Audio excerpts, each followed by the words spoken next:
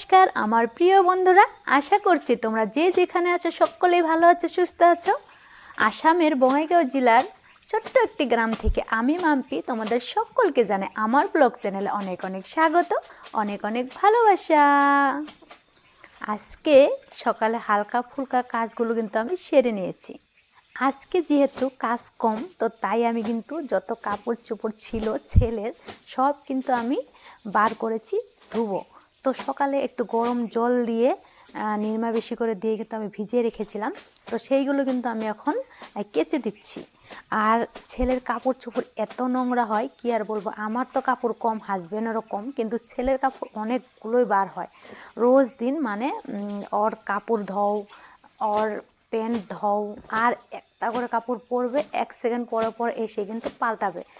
আর এখন ঠান্ডার দিন আমার অত কষ্টও লাগে না কাপড় ধুতে, আমার অনেকটাই ভালো লাগে ঠান্ডার দিনে কাজকর্ম করে। কিন্তু গরম দিনে আমি একদম কাজ করতে পারি না, একটু কাজ করলেই কিন্তু আমি হয়রান হয়ে যাই। আর গরমের পরিমাণ তো এত বেশি এখন, আগেরকার দিনের মতো তো ঠান্ডাও নেই গরমও নেই, তাই না? তো তার জন্য কিন্তু গরমে কাজ করতে আমার সত্যি কথা অনেক কষ্ট হয়। ঠান্ডার দিনে আমার খুবই ভালো লাগে কাজকর্ম করে, কিন্তু ঠান্ডার দিনে একটু প্রবলেম হয়। সেটা হলো মানে ঠান্ডা লেগে যায়। সারাদিন সকাল থেকে যদি জল ধরা হয়, সারাদিন তো আমাদের জলেরই কাজ, তো সারাদিন যদি জলের কাজ করতে থাকি তো এমন ঠান্ডা লেগে যায় আমার। তো তোমরা আমার ভয়েস শুনে হয়তো বুঝতে পারো, কখনো কখনো ভয়েসটা এমন হয়ে যায় কি আর বলো, গলাটা বসে যায় অনেকটা। আমার কিন্তু ঠান্ডা লাগে, সকাল থেকে জল ধরা হয় যেহেতু। আর মানে সারাদিন আছে জল, এই কাপড় ধুচ্ছি, এই পাড়াচ্ছি, ধুচ্ছি, তো এইসবে তো ঠান্ডা লেগেই যায়, তাই না? আর দেখো আমার কাপড় একটু, যত কাপড় মানে লেত্রা ছিল, অনেকটাই নোংরা ছিল, তো সেগুলো কিন্তু আমি হাত দিয়ে কেচে দিলাম, খুঁচে খুঁচে খুঁচে খুঁচে ধুয়ে দিলাম।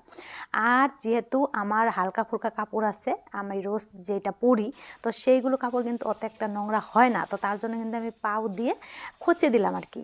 তো আমার অত একটা কষ্ট হলো না, হয়ে গেল আর কি।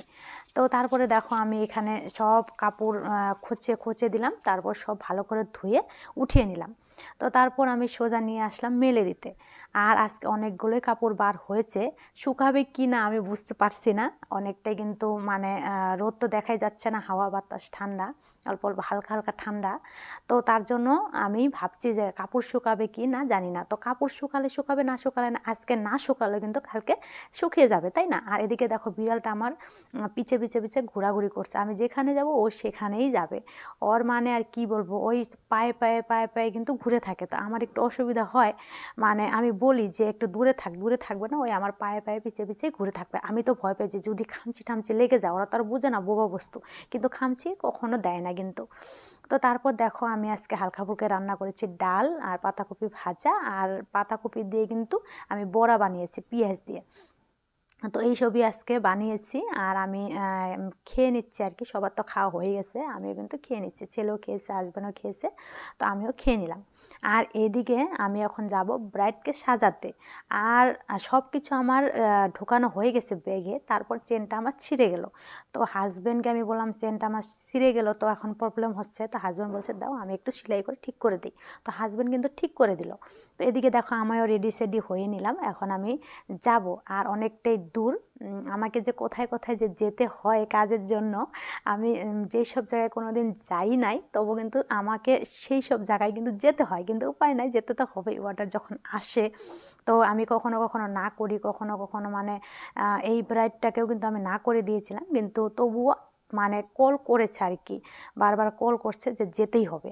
তো তারপর দেখো হাজবেন্ডও ব্যাগটা নিয়ে আসলো, আর বাইক দিয়ে কিন্তু আমাকে রাখতে যাচ্ছে আর কি, দোকান থেকে এসে আর কি আমি ভাত খেয়ে দিয়ে আর কি আমাকে রাখতে যাচ্ছে, রেখে চলে আসবে। তো দেখো আমরা বিয়ে বাড়ি চলেই আসলাম। আর এসে দেখি যে হালকা ফুলকা লোকজন আর কি, অত না। আমি তো এখন বাজে 1:30, দুপুর 1:30 বাজে, তো 1:30 বাজে কিন্তু আমি এখানে আসলাম। আর এত তাড়াতাড়ি না আসলে কিন্তু হবে না, কেননা বিয়ে বাড়ি অনেকটা সময় মানে লেগে যায়। তো তো এখানে আমি এসে কিন্তু দাঁড়িয়েছিলাম, তারপরে দেখো ঘরের থেকে একটা দিদি এসে আমাকে ডেকে নিয়ে গেল ঘরে। তো তারপরে দেখো এই নতুন বউ বসে আছে। তো চুলগুলা কিন্তু ওর অনেকটাই ভিজা ছিল, তো তার জন্য কিন্তু আমি ওকে চুলগুলো আগে মানে ওর চুলগুলো আগে আমি কিন্তু শুকিয়ে নিলাম। শুকিয়ে নেওয়ার পর তারপরে কিন্তু আমি ওকে সাজাতে শুরু করে দিলাম। আর বাড়ির লোকজন আমাকে বলে দিয়েছে যে হালকা ফুলকাভাবে সাজিও, এমন করে সাজিও না, মানে কত মেকআপ আর্টিস্ট আছে কিন্তু যে সাজানো একদম মানে চোখ মুখটা কেমন করে সাজায়, তাই না? মানে মানে নিজের চেহারাটাই কিন্তু চেনা যায় না, তো ভালো লাগে না, তার জন্য সেইভাবে কিন্তু আমাকে বলছে। তো আমি বললাম ঠিক আছে নিশ্চয়, আমার সাজানো কিন্তু ওরকম না যে মানে নিজের ফেসটাই মানে চেনা যাবে না বা নিজের চেহারাটাই চেনা যাবে না বা মানুষটাকেই চেনা যাবে না, সেরকম কিন্তু না। আমি কিন্তু মানে নিজের চেহারাটা যাতে চেনা যায় সেইভাবেই কিন্তু আমি সাজাই। তো তারপরে দেখো আমার সাজানো হয়ে গেল। আর ভিডিওতে তো অত কিছু নেওয়া যায় না আর অত কিছু তোমাদেরকে দেখানো যায় না, কেননা বিয়েবাড়ি তো জানে অনেক লোকজন থাকে, তো তার জন্য কিন্তু আমি সব ভিডিও তোমাদেরকে কিন্তু দেখাতে পারি না। A to Z কিন্তু দেখানো আমার অসম্ভব হয়ে যায়, সম্ভব হয় না। তো দেখো আমার সাজানো হয়ে গেল, ফাইনালি লুক এসে গেছে। আর এই সাইডে দুই সাইডে কিন্তু আমি চুলটা কাল করে দিয়েছি, তো সেখানে আমি স্প্রে মেরে দিচ্ছি, নাহলে চুলগুলো কিন্তু সোজা হয়ে যাবে। আর সবারই অনেকটাই পছন্দ হয়েছে, আমার ভালো লেগেছে যে সবার অনেকটা পছন্দ হয়েছে। তো ঝটপট করে কিন্তু আমি সাজিয়ে দিলাম। আর এখন কিন্তু ব্রাইডকে নিয়ে কিন্তু বসাবে আর কি, নতুন বউ নতুন কনেকে নিয়ে বসাবে। তো আমারও অনেক খুশি হয়ে গেলাম দেখে, যে যাই না সবার ভালো লেগেছে, আমি অনেকটা হাসি পেয়ে গেল আমার, আর কি হাসলাম আর কি। এদিকে আমার মাও আছে, আমার সাথে কিন্তু মাও এসেছে।